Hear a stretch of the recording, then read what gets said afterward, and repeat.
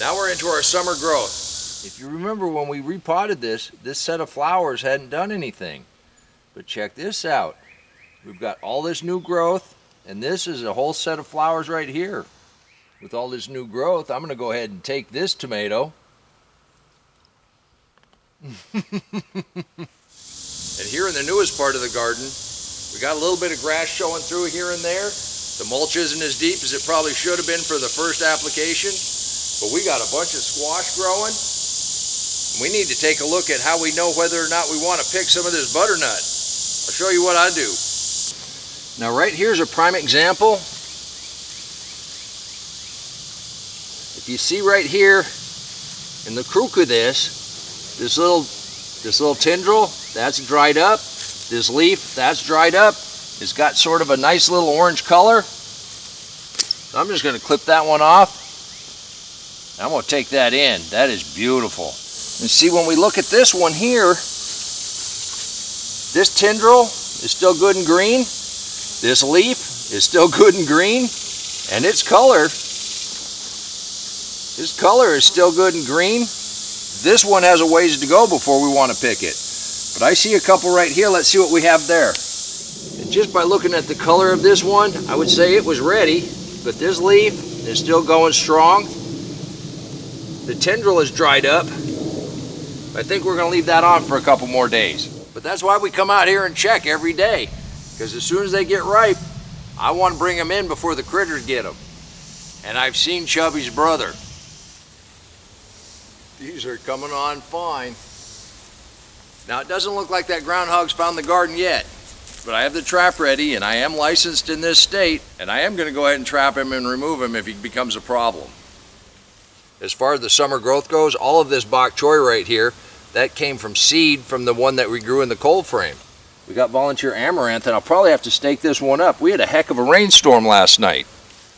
You get a decent amount of thunder and lightning, a little cold front comes through. It's not so bad out here in the garden, but I'm losing where the sweet potato patch is and the volunteer watermelon is, and oh, we got volunteer watermelons. There's two of them, and they've got flowers everywhere. We might have a decent little harvest. And this volunteer tomato,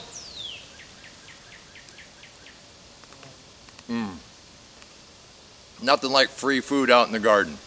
And since we did just have a nice big rainstorm, I want to take a few of these that are going to blush. It's already starting to split around the top, and I don't want it to split any further. I know I've mentioned rain a couple times. Partially is because with the mixed mulch garden, I mean, I'm dry. I'm out here walking, and if this was tilled up, I'd be knee-deep in mud right now. You know, I'm getting a little grass through because I didn't put the mulch down quite thick enough in the newest part of the garden. That first year, I would have been traumatized. But I know what happens underneath the mixed mulch. There's that whole web of life that's going on. And anytime you have roots down there, you help promote that web of life. Out in a big field, you got all kinds of plants growing shoulder to shoulder. Doesn't seem to hurt them at all.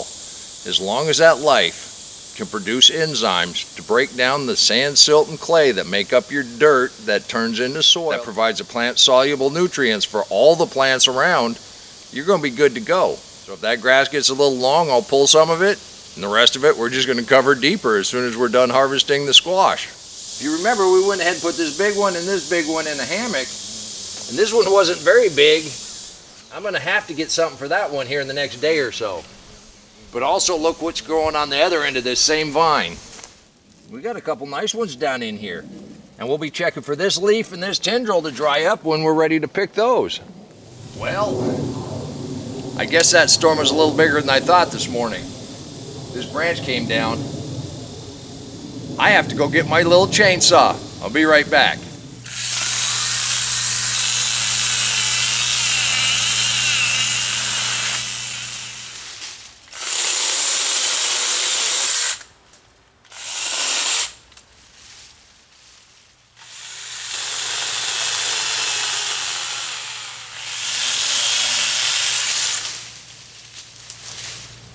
You can do this too.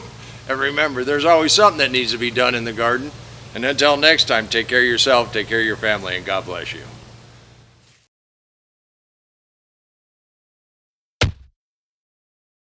Come on, let's plant. Let's go plant garden.